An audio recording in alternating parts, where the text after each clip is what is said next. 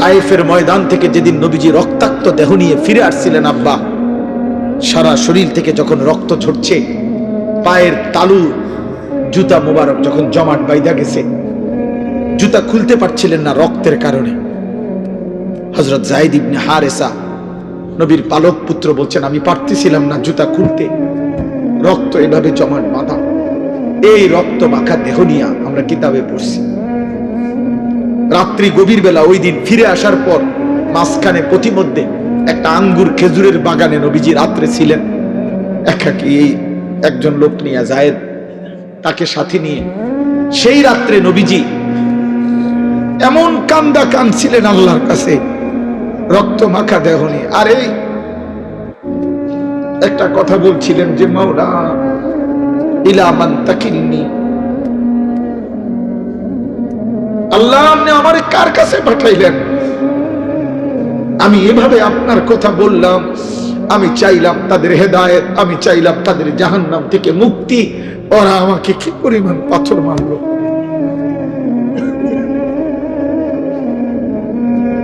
আপনি আমার কার কাছে পাঠাইলেন? এ কেমন মানুষের কাছে পাঠাইলেন আমারে? এরা আমাকে এইভাবে মারলো। তখন নবীজি একটা কথা শুধু বলছে কাঁদতে কাঁদতে সেই রাত্রে, যে আল্লাহ এই সমস্ত রক্তের প্রতি আমার কোনো অভিযোগ নাই, আমার উম্মতের প্রতি আমার কোনো অভিযোগ নাই, শুধু আমি একটা জিনিস চাই মাওলা, যদি আপনি বলেন যে আপনি আমার উপরে রাগ করেন নাই, ফালা উবালি, তাহলে আমি আর কোনো কিছুর পরোয়া করি না। আপনি শুধু বলেন আপনি খুশি আছেন কিনা, আমি আরো রক্ত দেব মাওলা, আমি আরো ক্ষুধার কষ্ট সইব, আমি আরো রাত ভর চোখের পানি ফেলে কাঁদবো আমার উম্মতের জন্য, বিনিময়ে আমি আমার আপনার সন্তুষ্টি চাই মাওলা। আপনি হলেই আমার সব হবে, আপনি না হলে আমার কিছুই হবে না।